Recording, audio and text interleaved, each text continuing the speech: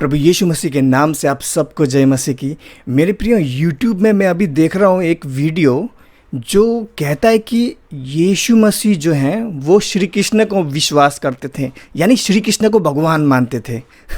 चलिए उस वीडियो का थोड़ा भाग दिखाता हूँ आपको। मित्रों, सनातन धर्म को दुनिया का सबसे प्राचीन धर्म माना जाता है क्योंकि अन्य धर्मों का उदय कब हुआ तथा उनके पैगंबर कौन हैं, इन सब की एक तारीख दर्ज है। परंतु सनातन धर्म की ना कोई तारीख दर्ज है और ना ही उसका कोई पैगंबर है। एक मिनट, इस दुनिया के जितने भी धर्म हैं उनका तारीख है कब शुरुआत हुआ उसका, ओके, और उसके पैगंबर बोल रहा है ये। लेकिन सनातन धर्म का कोई पैगंबर नहीं था और कोई तारीख नहीं है। तब हिस्टोरिकली अगर देखा जाए, इतिहास के नज़रिए से देखा जाए, तब तो तुम्हारा धर्म जो तुम बोल रहे हो उसका कोई तारीख नहीं है, डेट नहीं है। तुम कैसे विश्वास कर रहे हो? क्योंकि कोई हिस्टोरिकल डेट नहीं है इसका।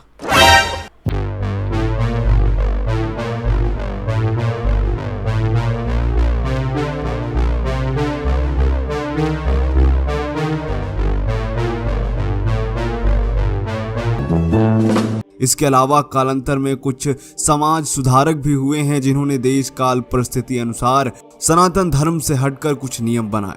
इन समाज सुधारकों ने खुद को कभी ईश्वर नहीं कहा, सदैव वह अपने आप को ईश्वर का पुत्र या दूत कहते थे, परंतु आगे चलकर उनके अनुयायियों ने उन्हें ईश्वर मान लिया। ये व्यक्ति बोल रहा है कि यीशु मसीह एक समाज सुधारक था, परमेश्वर नहीं था, परमेश्वर का पुत्र भी नहीं था। मेरे भाई, बाइबल पढ़ो। चलिए देखते हैं निर्गमन 3:13-14। मूसा ने परमेश्वर से कहा, जब मैं इजराइलियों के पास जाकर उनसे यह कहूँ कि तुम्हारे पितरों के परमेश्वर ने मुझे तुम्हारे पास भेजा है, तब यदि वे मुझसे पूछें कि उसका क्या नाम है, उस परमेश्वर का क्या नाम है, कहने का अर्थ ये है, तब मैं उनसे क्या बताऊं? यानी मूसा बोल रहा है कि तेरा नाम क्या बताऊं? परमेश्वर का नाम है, ठीक है, ओके। 14वां वचन, परमेश्वर ने मूसा से कहा, मैं जो हूँ सो हूँ, यानी मैं हूँ परमेश्वर का नाम है, ठीक है। फिर उससे कहा, तू इजराइलियों से ये कहना कि जिसका नाम मैं हूँ है। तो देखिए यहाँ पर परमेश्वर का नाम मैं हूँ है, मैं हूँ, आई एम। यीशु ने कहा है ना, I am the way truth and life. जिसका नाम मैं हूँ है उसी ने मुझे तुम्हारे पास भेजा है। तो यहाँ पर हम साफ देख सकते हैं परमेश्वर का नाम मैं हूँ है। क्या यीशु ने कभी कहा है कि मेरा नाम मैं हूँ है? चलिए देखते हैं। यूहन्ना 8:58 को हिंदी में क्या बोलते हैं नहीं जानता, शायद पता नहीं क्या बोलते हैं, 68 नहीं पता नहीं, छोड़ो। यीशु ने उससे कहा, अब देखिए यीशु बोल रहा है, मैं तुमसे सच सच कहता हूँ कि पहले इसलिए कि इब्राहिम, यानी अब्राहम इब्राहिम एक ही बात है, पहले इसके कि इब्राहिम उत्पन्न हुआ मैं हूँ। देखिए अब यहाँ पर यीशु भी कह रहा है मैं हूँ, यानी यीशु यहाँ पर एक तीर से बहुत सारे निशान कर रहा है। ये एक वचन जो है ना मेरे प्रियो, ये एक वचन ही बहुत गहरा है। अगर इसी एक वचन को मैं समझाने जाऊँगा तो पता नहीं कितना समय जाएगा, फिर भी मैं शॉर्ट में आपको समझाने की कोशिश करता हूँ, ठीक है। देखिए सबसे पहली बात तो यीशु यहाँ पर ये बता रहा है कि मैं अब्राहम के समय से भी पहले से हूँ, मैं हूँ। सबसे पहली बात ये बोल रहा है। दूसरी बात, वो अपना नाम बता रहा है कि उसका नाम क्या है, मैं हूँ, यानी वही परमेश्वर है जो मूसा से मिला था आग के रूप में सीनाई पर्वत के ऊपर, वही परमेश्वर है यीशु, ठीक है, मैं हूँ, ओके। अपना नाम भी बता रहा है। दूसरी बात बता रहा है कि वो अब्राहम से पहले से था, पहले से है वो। तीसरी बात यहाँ हम ये जान सकते हैं कि यीशु ने यहाँ पर मैं हूँ इस्तेमाल किया है। यहाँ पर यीशु ने ये भी इस्तेमाल कर सकता था कि पहले इसके कि अब्राहम उत्पन्न हुआ मैं था। यीशु मसीह मैं था भी इस्तेमाल कर सकता था, लेकिन उसने मैं था इस्तेमाल क्यों नहीं किया? परमेश्वर जो है वो समय से बाहर है। हम लोग बूढ़े होते हैं, मरते हैं, हाँ, हम लोग पास्ट प्रेजेंट फ्यूचर ये सब हमारे जीवन में रहता है ना, फ्यूचर रहता है हमारा कि क्या होगा आगे, क्या होगा कल का दिन क्या होगा, मैं खुद नहीं जानता, आप भी नहीं जानते। लेकिन जो हमारा परमेश्वर है वो समय से बाहर है, इसीलिए उसके लिए हर एक पल भी नहीं कह सकते, मतलब समय कहना ही गलत होगा। लेकिन जो भी वो चीज़ है, एक मूवमेंट है या जो भी है, वो जो भी चीज़ है, या तो समय कह लो फॉर एग्जांपल अभी के लिए, लेकिन कहना गलत होगा समय, क्योंकि परमेश्वर समय से बाहर है। तो परमेश्वर के लिए सब चीज़ें प्रेजेंट है, यानी वर्तमान काल है, उसके लिए कोई भविष्य काल नहीं है, कोई भूतकाल नहीं है, उसके लिए केवल वर्तमान काल है। तो यहाँ पर मैं हूँ इसलिए इस्तेमाल किया है कि अब्राहम के पहले से भी मैं हूँ, यानी मैं हूँ, और मैं था नहीं बोलेगा वो, क्योंकि वो परमेश्वर है, उसके लिए समय नहीं है, वो समय से बाहर है। को ये एक ही वचन को समझाने का कोशिश करूंगा तो बहुत लंबा समय जाएगा, तो खैर अभी आप इतना ही जान लो कि यीशु मसीह ने कहा है कि मैं हूँ, यानी वो वही परमेश्वर है जो मूसा से मिला था। देखिए यहाँ पर निर्गमन 3:14 वचन। असल में अगर देखा जाए, जो बाइबल का परमेश्वर है वो समय से बाहर है, जैसे अभी हमने देखा। तो सनातन, यानी बाइबल का जो परमेश्वर है वो है सनातन असलियत में, अगर देखा जाए वचन के अनुसार। मेरे मसीह भाई, आप लोग यहाँ पर कंफ्यूज मत होना। यहाँ पर हम पिता परमेश्वर और पुत्र परमेश्वर को देखते हैं, जो कि त्रिएक परमेश्वर के भाग हैं। पिता परमेश्वर और पुत्र परमेश्वर दोनों को देख रहे हैं हम लोग। लेकिन पवित्र आत्मा अभी तक आया नहीं है। पवित्र आत्मा कब आया था? जब यीशु ने क्या कहा था, जब मैं जाऊँगा, जब पुत्र परमेश्वर जाएगा तब पवित्र आत्मा परमेश्वर आएगा हमारी हेल्प करने के लिए, वचन में आगे बढ़ने के लिए, वचन सीखने के लिए। महात्मा बुद्ध, महावीर, गुरु नानक आदि ऐसे तमाम पैगंबरों के विषय में हम जानते हैं। इसी तरह पश्चिमी देश यरूशलेम में ईसा मसीह हुए। लेकिन क्या आप जानते हैं कि ईसा मसीह का भारत से बहुत गहरा संबंध है? क्या आपको पता है कि ईसा मसीह भगवान श्री कृष्ण के भक्त थे? प्रभु यीशु और श्री कृष्ण के भक्त? अरे तू जा रे पागल खाने। चौंक गए ना? आखिर यह सब हम कैसे कह रहे हैं? तो चलिए जानते हैं आज के इस वीडियो में। मित्रों, अपनी उम्र के शुरुआत के 13 वर्षों तक वह अपनी माता मरियम के साथ रहे। इसके बाद 13 से 29 वर्ष के आयु के बीच वह कहाँ रहे, इसका बाइबल में कोई उल्लेख नहीं है। क्रिश्चियन लोग इन्हें लास्ट ईयर्स, मिसिंग ईयर्स या साइलेंट ईयर्स कहते हैं। कौन कहता है? हम तो नहीं कहते ऐसा। हम विश्वासी हैं, क्रिश्चियन नहीं, विश्वासी हैं, लेकिन हम तो नहीं कहते ऐसा। मित्रों, ईसा मसीह की जिंदगी के कुछ सालों को छोड़कर बाकी समय का विवरण नहीं मिलता है। अरे भाई, क्यों नहीं मिलता? पढ़ो ना, लूका 2:52। और यीशु बुद्धि और डील डोल में और परमेश्वर और मनुष्यों के अनुग्रह में बढ़ता गया। अब यहाँ पर हम देखते हैं कि यीशु मसीह, जो ये बोल रहे हैं ना, गैप हुआ, यीशु मसीह इंडिया आया, ये देखिए इसी वचन में अगर हम ध्यान से पढ़ेंगे एक ही वचन को तो हमें समझ आएगा। देखिए, सबसे पहली बात, और यीशु बुद्धि और डील डोल में और परमेश्वर और मनुष्यों के अनुग्रह में। देखिए, मनुष्यों के अनुग्रह में मतलब जो लोग जानते थे यीशु को, उन्हीं के अनुग्रह में, क्योंकि जो जानता है वही तो अनुग्रह करता है ना, किसी अनजान को अनुग्रह थोड़ी करते हैं। परमेश्वर और मनुष्यों के अनुग्रह में बढ़ता गया। यीशु मसीह वहीं बड़ा हुआ, इज़राइल में ही, क्योंकि यहाँ पर लिखा है परमेश्वर और मनुष्यों के अनुग्रह में। और एक और बात मैं जोड़ना चाहूँगा, जब यीशु मसीह प्रचार कर रहे थे तब उस टाइम में हम देखते हैं बहुत से लोग ये कह रहे थे, देखो ये तो उसी बड़े का बेटा है ना, बड़े मीन्स कारपेंटर जो टेबल कुर्सी बनाते हैं, तो ये उसी का बेटा है ना, ऐसे करके कह रहे थे। तो वो पहचान रहे थे यीशु को। तो अगर यीशु इंडिया आया होता तो इतने सालों में यीशु को कैसे पहचानते जब वो प्रचार करता? और यहाँ पर हम देखते हैं कि अनुग्रह लिखा हुआ है, मनुष्य के अनुग्रह में, मतलब वहीं पर यीशु बड़ा हुआ।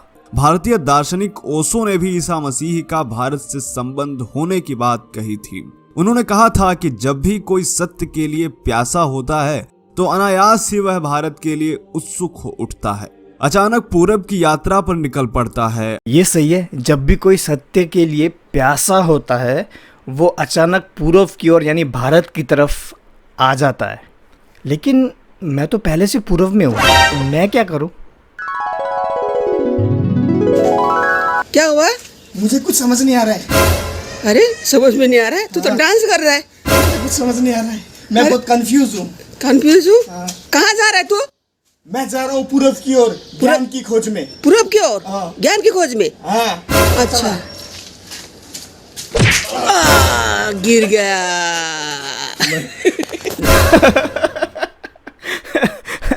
चलो भाई, ऐसा कभी होता है क्या? कोई एकदम से सत्य की तलाश में उठ दिया और एकदम से पूरब की तरफ चल दिया, ऐसा कभी होता है?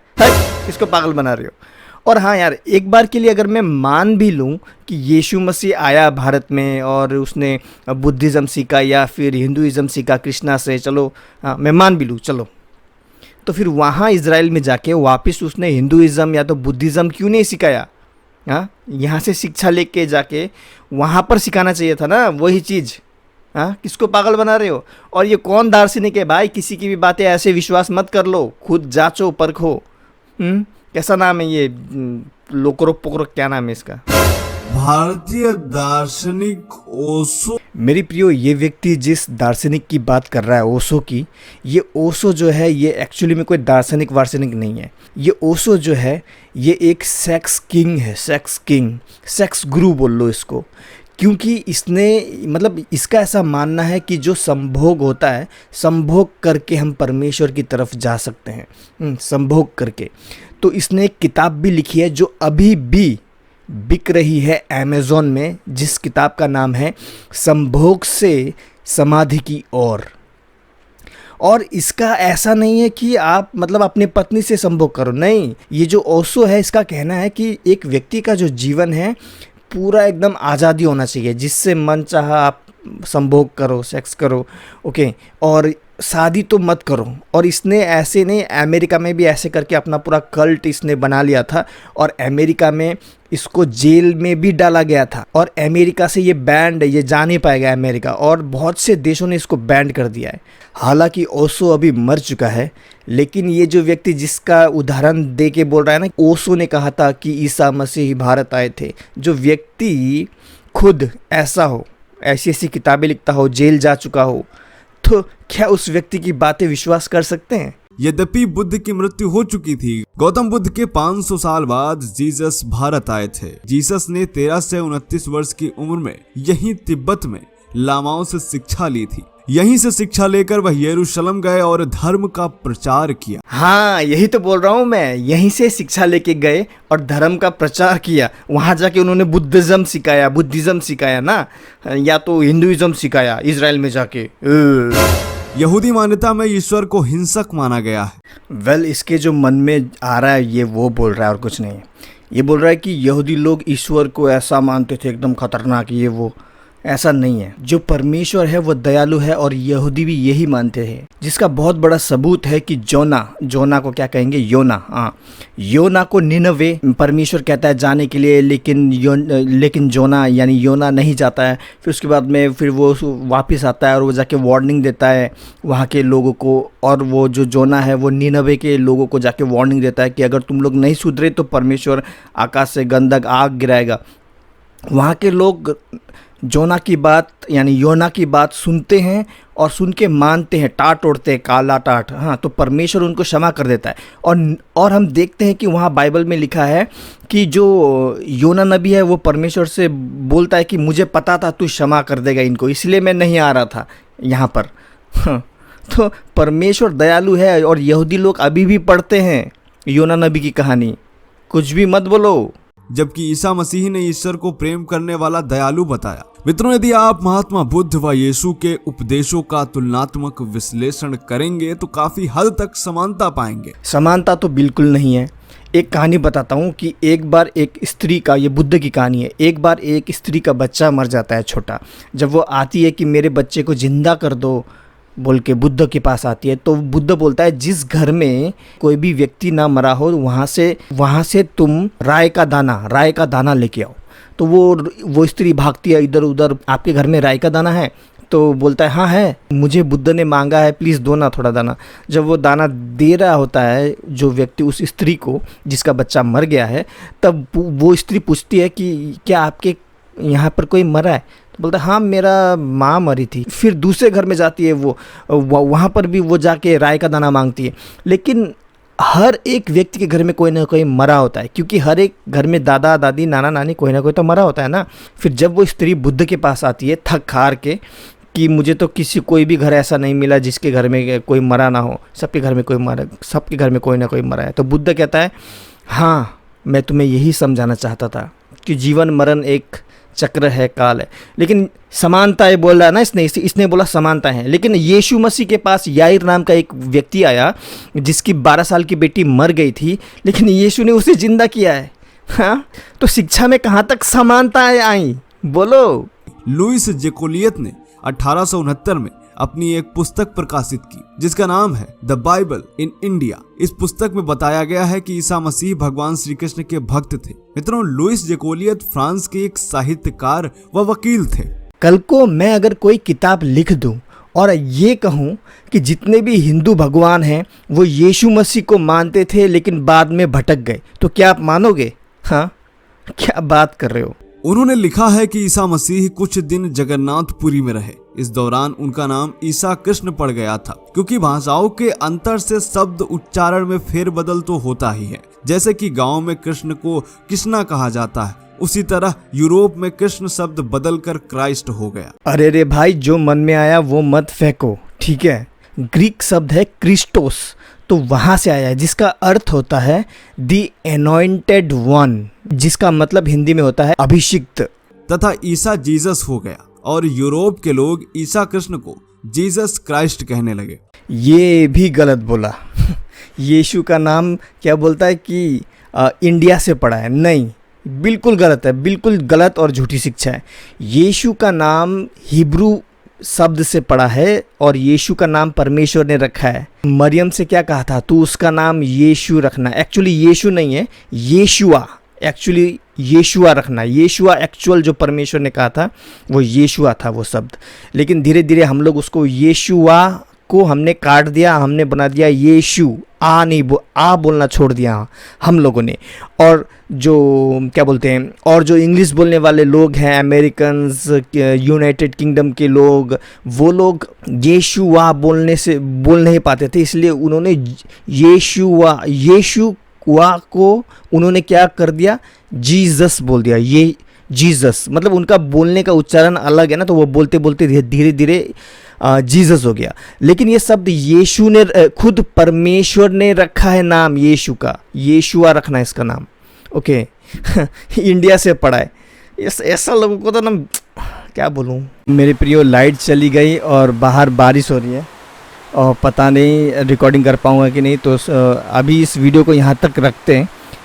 ये व्यक्ति YouTube में बहुत ही ज़्यादा उल्टा पुल्टा बात बोल रहा है, जो भी मन में आया बोल दिया। हाँ, ये क्या बोल रहा था, कृष्णा को मानता था यीशु और इसीलिए उसका नाम ईसा कृष्ण था उसका नाम, और ऐसा बोल रहा था, ईसा कृष्ण था नाम। मुझे बोलना ही था, इसके ऊपर वीडियो बनाना ही था, तो इसीलिए मैं वीडियो बना रहा हूँ ताकि जो नए विश्वासी हैं उनको गलत शिक्षा ना मिले, सही शिक्षा मिले।